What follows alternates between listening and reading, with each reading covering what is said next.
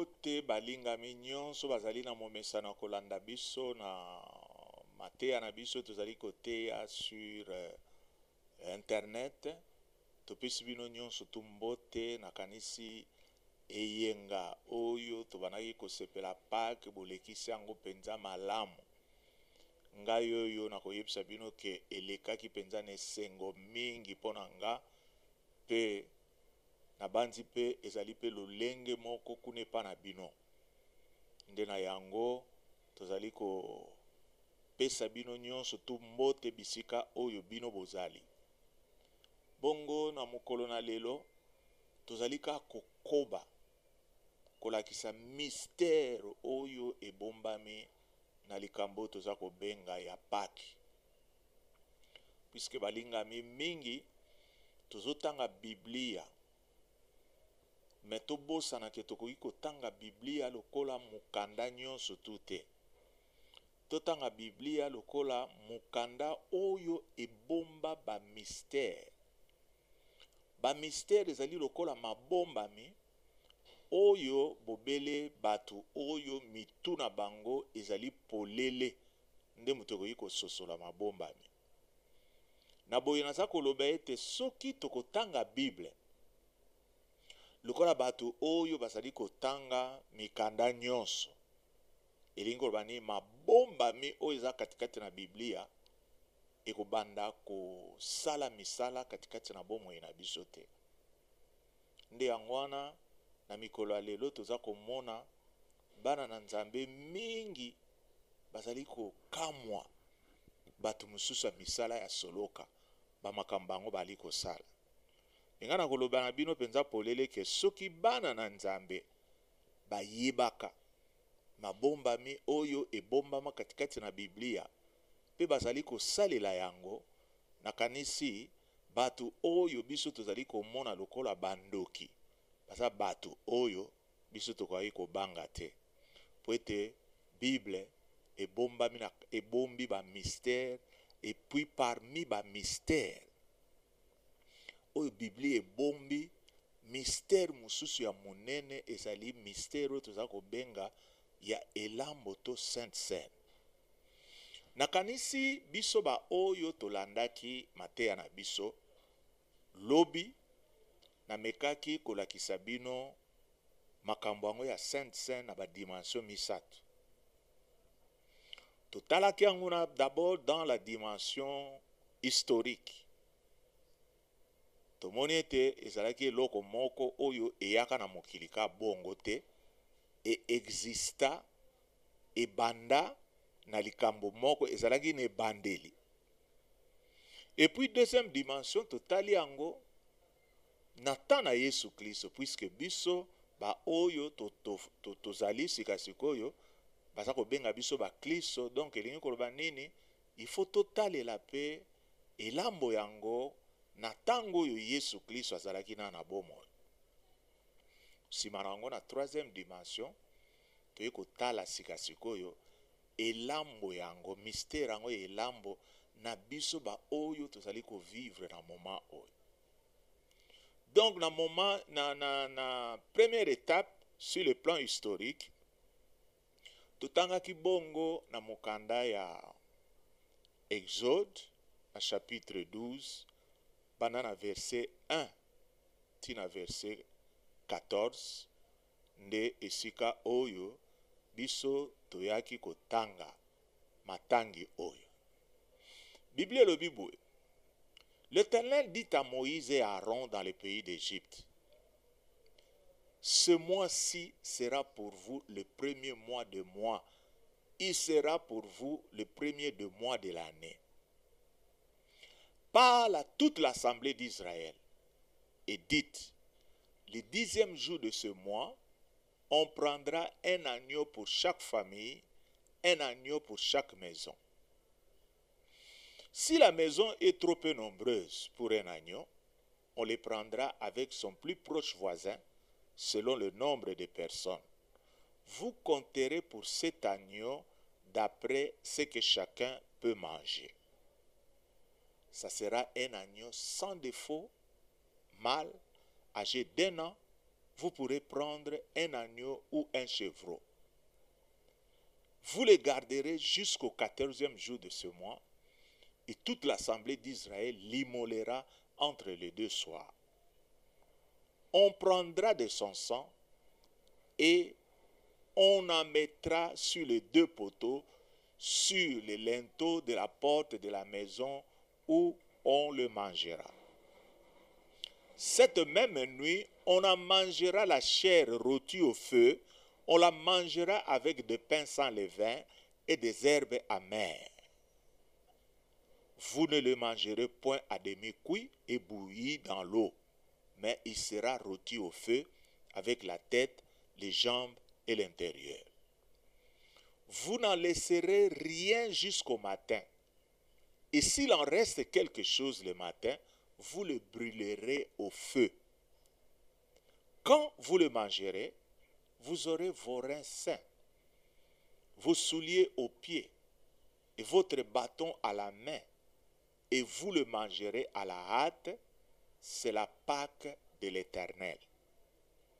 Cette nuit-là, je passerai dans le pays d'Égypte, je frapperai tous les premiers-nés du pays d'Égypte, depuis les hommes jusqu'aux animaux, et j'exercerai des jugements contre tous les dieux de l'Égypte.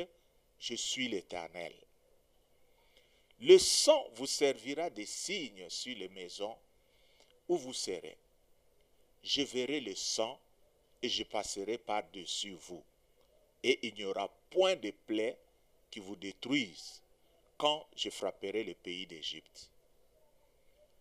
Vous conserverez les souvenirs de ce jour et vous les célébrerez par une fête en l'honneur de l'Éternel. Vous le célébrerez comme une loi perpétuelle pour vos descendants. Awa bazali kolobela biso sur la première Pâque, oyo bazo bengango la Pâque de l'Éternel. Puisque bato mingi tango baza koyoka likambo Pâque, soko tuni bango Pâque elingi koloba nini? Oyoka kaka Pâque ezali mokolo oyo Yesu Kristo asekwaki. Non, mes frères et sœurs, la Pâque a bien existé avant même que Yesu Kristo akwa kobotama. Nakanisi tokuti kotanga ngo na mukanda ya Exode chapitre 12, balakisi biso Pâque ango ezalaki eloko nini. Donc le premier aspect que nous voulons vous montrer, c'est-à-dire cette Pâque sur le plan historique. Comment est-ce que Pâque ebandaki? Eloko nini esalaka ke Pâque wana ezala? Nali koyebisa mwana nzambe nyonso to azali koyoka nga lelo. Ete Pâque wana ezalaka po bana na Israël bazalaki katikati na bowumbu. Baumeli na bowumbu wana bambula plus de 400 ans. Bameki kosala bango makambo nyonso mpona kodélivrer bango, mais Pharaon apermetaki yango te. Mais kasi oyo mokolo ya Pâque ezali mokolo oyo Nzambe atali alobi trop c'est trop. Cette fois-ci namoni esengeli libota ya bana na Israël ezwa délivrance na bango complète elongwa katikati na bowumbu. Bongo Nzambe amoni asali nini? Amoni lokola Pharaon azalaki mutu libanga alingi kolibere bana na Israël na kati na bowumbu na bango wana te. Abiozela nalina pesa yo carton rouge oyo ekotinda yo olibere libota nanga libera na libera. Nzamba asali nini? Nzamba ayebisi bango alobi bokamata libota na libota boboma meme. Meme wana lero bokoboma ye bokamata makila na ye bopakola na balento pe na ba mipanzi ya porte na bino. Po nini? Po ngai katikati na butu na kotinda ange ya destruction akoya koboma mwana nyonso tu ya liboso na kati na libota na bana na Egypte. Bongo mwanje wana tango akolekala soka moni makila akoleka na ye. Mesika oyo makile kozala te elingi koloba nini esika wana bakobungisa mutu. Donc ezolakisa biso nini et aspect historique ezolakisa biso makambo oyo biso pe tozali kovivre na moment oyo ya confinement, moment oyo tofandi na bandako na biso. So na tuni toza confiné poane c'est puisque tozobanga liwa ezotambola na kati na balabala po soki tomoni rythme oyo bato baza kokufa toza koloba kaka corona oyo eza maladi moko eza koboma. Donc elingi koloba nini, nous sommes confinés puisque nous sommes en train de craindre l'esprit de mort oyo ezali kotambola katikati na mboka. Donc elingi koloba nini, nous sommes dans les mêmes conditions que bana na Israël oyo bafandaki katikati na confinement puisque bazali kobanga esprit de mort. Nzamba alobi na bango esprit de mort oyo ekozala nefe likolo na bambota na bino te. Po nini? C'est puisque il faut bosala makambo oyo ngai na koyebisa bino. Et ils ont fait ce que l'Éternel leur a dit. Petango esprit de mort wana eyaki elingi koloba nini esalaki makambo nyonso to esengeli esala pe etosi makambo nzamba alobelaki bango. Donc elingi koloba nini na kati na mabota ya bana na Israël ata moto moko te aswaki mbeba. Po nini? C'est puisque basalaki likambo oyo nzamba yebisaki bango basala. Balukaki komituna mituna te, balukaki baba na kobanda ko philosophie likolo na makambo wana te, bango basaleli ka likambo wana. Alors, eloko nini lisusu ya motuya oyo bazali koyebisa biso? Babi na verset 14, balobi to garder souvenir oyo pe mbula nyonso to banako ko célébrer fête oyo en l'honneur de l'Éternel. Donc elingi koloba nini nzambe apesi nzela po ete fête oyo mbula nyonso na badescendant nyonso biso lokwa to ba descendant ya bana na Israël. Donc elingi koloba nini toza na droit ya ko célébrer yango. Voilà eloko oyo ezali kotinda biso pe bana nzambe na mokolo lokwa lobi to célébraki yango. Alors célébration yango elingi koloba nini mutu nyonso abanaki kotosa yango. Elingi koloba nini y compris na bana na Israël. Donc en d'autres termes, y compris na Yesu Kristo oyo biso tondimela. Yesu Kristo wana yepe atosaki mobeko oyo nzambe alobaki na yete boko banda ko célébrer, boko banda ko festoyer na kati na mokili mobimba. Amen. Nde yango wana tozali komona yango na mokanda ya Luc chapitre 22. Tozali komona lolenge nini oyo Yesu Kristo abadaki pe kotosa nani yango. Donc Luc 22 tobandi na verset 7. Bible lobi boye. Le jour de pain sans levain, où l'on devait immoler la Pâque, arriva. Donc, il y a un qui mukolo wana ekomaki. Donc, il y a que Jésus-Christ n'est pas mort ou encore ressuscité le jour de la Pâque. Donc, il y a Yesu azwaki nanu temps ya kolia elambo. Le jour de pain sans levain, où l'on devait immoler la Pâque, arriva wana verset 7. Et Jésus envoya Pierre et Jean en disant, allez nous préparer la Pâque afin que nous la mangeons. Il lui dit,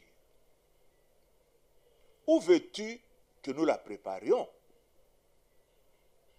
Il leur répondit, voici, quand vous serez entrés dans la ville, vous rencontrerez un homme portant une cruche d'eau. Suivez-le dans la maison où il entrera. Et vous direz au maître de la maison, le maître te dit, où est le lieu où je mangerai la Pâque avec mes disciples? Et il vous montrera une grande chambre haute, meublée. C'est là que vous préparerez la Pâque. Il partit et trouvait les choses comme il leur avait dit, et il préparait la Pâque. L'heure étant arrivée, il se mit à table avec les apôtres avec lui. Il leur dit, j'ai désiré vivement manger cette Pâque avec vous avant de souffrir. Car, je vous l'ai dit, je ne la mangerai plus jusqu'à ce qu'elle soit accomplie dans le royaume de Dieu. Et ayant pris une coupe, il rendit grâce, il dit, prenez cette coupe et distribuez-la entre vous. Car, je vous l'ai dit, je ne boirai plus désormais du fruit de la vigne jusqu'à ce que le royaume de Dieu soit venu. Ensuite, il prit du pain. Et après avoir rendu grâce, il les rompit et leur donna en disant, ceci est mon corps qui est donné pour vous. Faites ceci en mémoire de moi. Il prit de même la coupe après le souper, il la leur donna en disant, cette coupe est la nouvelle alliance en mon sang qui est répandue pour vous. Alléluia. Awa toza komona Pâque ya Yesu Kristo. Tozali komona ete Yesu Kristo abanaki kolia Pâque lolenge moko na bana na Israel. Na ndenge nini? Tamba lobaki bokanisaka. Donc elingi koloba nini? Ndaku nyonso abanaki koboma mwana na meme. Donc elingi koloba nini? Ezali lokola likambo oyo tomonaka na bandeko na biso ba musulman mokolo tabaski bazali koboma ba meme. Na koyebisa bino ke bilembo nyonso tu wana bozomona kango na kati na Islam. Islam ebotama nde na judaïsme. Elingi koloba nini? Bilembo mosusu bozomona ba musulman basalaka ezali bilembo oyo bazwaka na bana na Israël. Tamba banaki ko célébrer Pâques, banaki koboma mwana meme ndenge bayebisaki bango que mikolo nyonso vous allez célébrer ça. Alors lolenge oyo babanaki kolela Pâques na bango. Mais c'est parce que Pâques oyo Yesu Kristo azali kolia elongo na bayekoli na ye, emonani penza ke ezali Pâques moko un peu plus spécial. Puisque bayekoli na Yesu Kristo bango na makanisi na bango babanaki kokanisa ete Pâques oyo toza kokende kolia eloko nini tokokuta na mesa, tokokuta na mesa na musuni ya mwana na mpate babomi nde tole. Mais il y a eu quelque chose d'un peu plus extraordinaire au Salamakia. Bangoler bakoti kaka na kati na ndako wana. Olie ba présenter bango musuni ya meme. Yesu Kristo a présenté bango eloko mususu. A présenté bango nini? Lipa. Oh. Olie ba mona makila ya meme ezali kotanga. Bango bazali komona vino. Donc elingi koloba nini? Si Jésus-Christ a participé à la Sainte Seine, elongo na bayekoli na ye, pona kokamata lipa kolakisa bango, ezalaki bongo lolenge oyo ya changer lolenge ya célébraka Pâques pona biso ba oyo tolingaki koya sima na Yesu Kristo. Donc elingi koloba biso ba oyo tolingi toya sima na Yesu Kristo tina ya koboma ba meme ezalaki te. Yesu Kristo atikelaki biso elembo alobi na tango bino bokobanda kolia lipa oyo na kati na lipa oyo bomona nzoto na nga.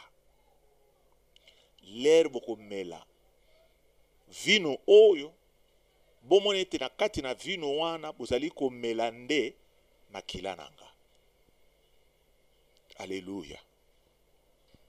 Donc elingi koloba ke Yesu Kristo aye ko changer penza makambo. Po soki Yesu Kristo a changer ka makambo yo te naza komituna nanu mukolo na lobi elinga ezala ndenge ni nakanisi lupangu na lupangu elinga kezala lupangu oyo ezali na nini tolenga tomona ba nyeiyo ya ba meme epanzani penza moki ndaku mobimba toza komona eza kolumba solo. Mais Jésus-Christ ayaka nde ko changer yango.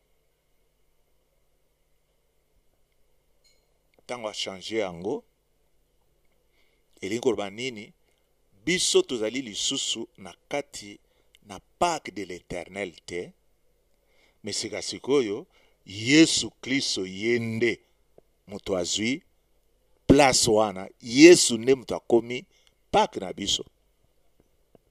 Ozomona? Donc elingi koloba nini soki Yesu alobaka mbo bobomanga bokamata musuni nanga bokabola yango bolia yango tolia tomona lokwa bandoki. Mais Jésus-Christ a changé yango po biso ba oyo tozali na tango oyo to sosolete na moment oyo biso tozali kolia elambo wana tomona ka lipa ya pamba te tomona ka bonabwe naza koyebisa bino makambo na kokamwa ezali kosalema. Na mukanda na 1 Corinthiens na chapitre 5 tokotanga bongo na verset 7 à 8 balobi na biso faites disparaître le vieux levain afin que vous soyez une pâte nouvelle. Et puisque vous êtes sans levain, car Christ notre Pâques a été immolé. Célébrons donc la fête non avec du vieux levain, non avec un levain de malice et de méchanceté, mais avec le pain sans levain de la pureté et de la vérité. Donc elingi koloba nini abazali koloba na biso manière biso tokoki kobana ko célébrer saint na biso o ezali Jésus Christ to sala nini to sanctifier mitema na biso. Levain ezali masumu. Masumu ezali lokola levire batie na kati na paki na pâte. Levire vimbisaka. Mais biso balingi mitema na biso vimba na masumu te ya malice na méchanceté te, mais tozala pur tangu toza kolia elambo wana elambo ya Jésus Christ ezali elambo n'importe qui outi na bamakambo na yo nyonso to wana ya salite yo wana oye osali n'importe quoi oye wana non avec pureté l'air tokolia yango boyebaka ete eloko ya sika ekosalema katikati na bomoi na biso. Nde eloko wana nde yango wana nalina partage na yo ondima ke biso ba oyo toliaka elambo lobi bondima penza ke loko moko ya mutuya esalemi esengeli ondima yango okomona ndeko nanga ke likambo oyo yo ndimeli okomona likambo yango kokokisama katikati na bomoi na yo. Alo na boye tokotanga na mukanda na ba ebelo ya mibale tokotanga bongo banda na verset 14 ti na 15 na Hébreu chapitre 2 bolandanga penza malamu po biloko mosusu bosalaka yango bisalela te. Mais tant bozali kosala yango bosala yango na kondima. Na kotangela bino verso yo malembe pe boko découvrir puissance oyo yango ezali ko dégager katikati na yango. Ainsi donc, puisque les enfants participent au sang et à la chair, il y a également participé lui-même, afin que, par la mort, il anéantisse celui qui a la puissance de la mort, c'est-à-dire le diable, et qu'il délivra tous ceux qui, par la crainte de la mort, étaient toute leur vie retenus dans la servitude. Ndeko nanga Bible ezolakisa biso boye. Elobi biso bana toza ko participer au sang et à la chair. Comment est-ce qu'on participe au sang et à la chair? C'est pas la Sainte Seine. Mais sikasiko, ce qui totali vie na ye, avant biso tozwa Sainte Seine, qu'est-ce qu'il a eu? Lui-même est mort. Son corps a été crucifié et son sang a coulé. Donc nous voyons son sang et sa chair. Donc, ezali signe oye la kisi biso ke avant biso toko wakozwana nu Sainte Seine wana ye moko déjà participa kina na yango. Poani po na nzela na kufa na ye. Abuka la puissance de la mort. C'est-à-dire ye moko diable donc babuka nguya ya kufa o ezalaki likolo na diable. Donc elingi koloba nini na ba moment oyo ndenge tozali komona mokili na biso esprit de mort ezali kotambola pona ko bebisa biso. Donc bazali kolakisa biso que nous avons une antidote ezali nini oyo biso bana tozali ko participer nango la chair et le sang. Donc elingi koloba nini tango biso tozali kolia yango toyeba kete na moment wana la mort est anéantie. La puissance de la mort, puissance à corona ezali lisusu na bokonzi te likolo na mwana na nzambe nyonso oyo amelaki makila na ye oyo aliaki musuni na ye. Donc elingi koloba nini ezali ne loko moko te ekoki kotelemela yo. Oki sango malamu nga nali kopesa yo na pokwa oyo elingi koloba nini corona o dozobenga corona eza susu na bokonzi te na kati na bomoi na yo. Kobanga te. Elingi koloba nini kobanga yango ni mutu ezali kosala ke makambo biso tozali kobanga biso moko tozali ko permettre ke makambo wana eyela biso. Parole oyo nalendisaki yo nango pona kolongola na molimo na kobanga, pona kotia katikati na yo molimo na kondima ososola ke ndenge yo participer na sang na chair na ye.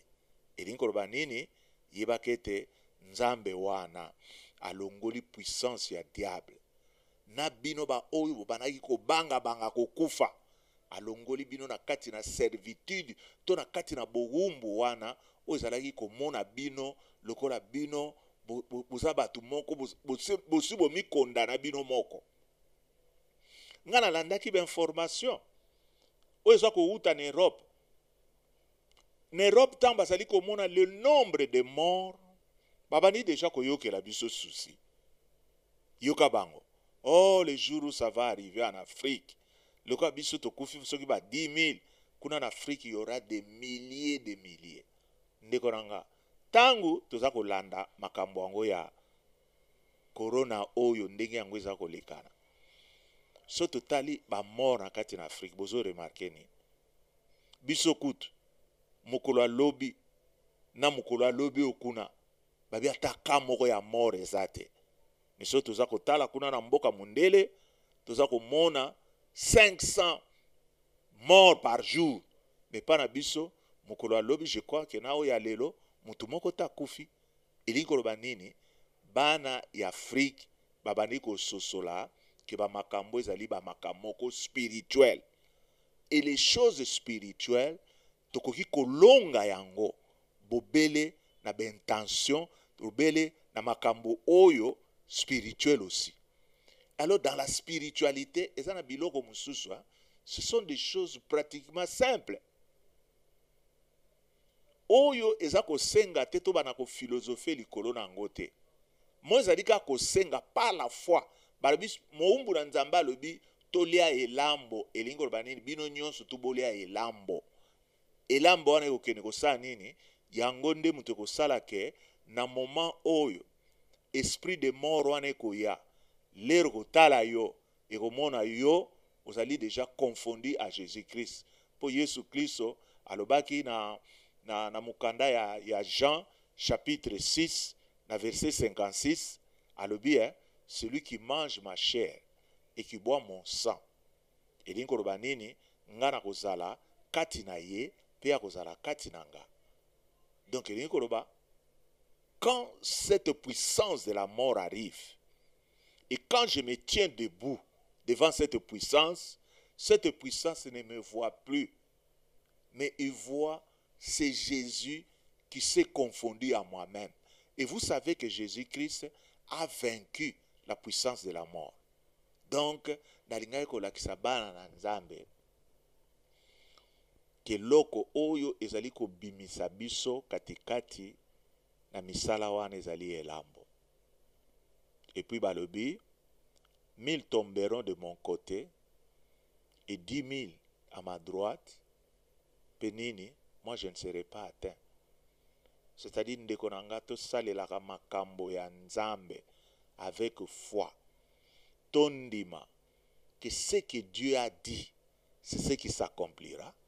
Et puis, dans un peu qu'on remarque, on dirait moli mwango ko banga. Et ça lui suscite.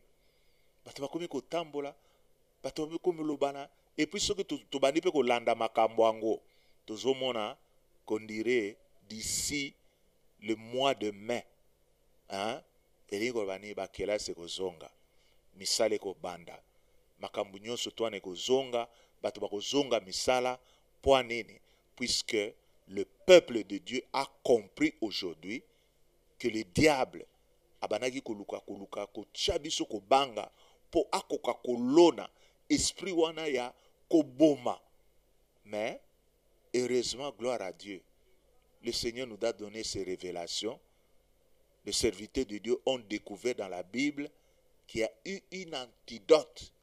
Nde yangwana biso to yebisaki bandimi na biso nyons balanda. Et puis bino ba mususu pe bolanda kite. Boko ipe ko talango na YouTube. YouTube ocheka ka Alpha Lushima mbala moko okomona matea na biso na landa yango. Pe sala makambo bango bali ko sala elingo banini quand l'esprit de la mort oyo etambolaki na Égypte pona ko boma le premier né ya mokili ekozala pe sans effet likolo na yo. Alors je veux encourager le peuple de Dieu tobana kotanga Biblia lokwa livre à lecture ka boyete totanga Bible éclairé et illuminé par le Saint-Esprit, puisque ça n'a pas phrase musus. Vous autant ka phrase wana boye, mais profondeur la phrase wana oza koye bangote. Mais oyo profondeur wana ekotinda yo sala soki yo sali yango elingo banini mokili komone loko musus. Alors balingami tala likambo oyo révélation oyo tolengai ko bakisa sima na yo pona tango yo ko salela yango ozwa elonga. Yesu azali elonga. Tebakete liloba na nzambe tango nyonso totangaka yango eza na bilembo mibale. Da moment o tozali kotanga yango lokola logos ekopesa biso eloko moko ya malamu te tokozwa eloko te. Mais lere tozali kotanga lilobango elongwe logos ekomi rema. C'est en ce moment-là que cette parole ezali kosala des choses surnaturelles. Ndeko nanga tanga liloba na nzambe. Bondela molimo mosanto atondisa yo. Molimo mosanto alakisa yo liloba na nzambe. Ndeko nanga okokutana na mabombami na kati na liloba na nzambe wana oyo ekolakisa yo ba dimension cachée oyo mokili oyo eyebi te. Alors ndeko na nga biso ba oyo toliaka elambo nakanisi sika sikoyo bososoli ke tozali na nguya likolo na ba puissance ya kufa. Nde yango wana na mikolo na biso ya lelo boza ko remarke nini bana na nzambe bazali kokufa kufa. Me Biblia ezoloba me babosani ke bango bazali banzambe. Me bazali kokufa lokwa batu moko pamba pamba boye. Po nini? C'est puisque bazana ba révélation mususu, bazana ba mystère mususu esengeli bango ba appliquer, bazali susu ko appliquer te. Ndeko nanga okozala na bomoi. Ndeko nanga corona ekolekana. Yo kozala vivant. Yo koya kotatola katikati ne tonga ndenge nzamba bateli yo. Okotatola ndenge bankoto na bankoto bakwei na pembe na yo. Nyozali ka na bomoi. Tika nzambe nanga wana apambola yo. Que le Seigneur vous bénisse abondamment au nom de Jésus-Christ. Amen.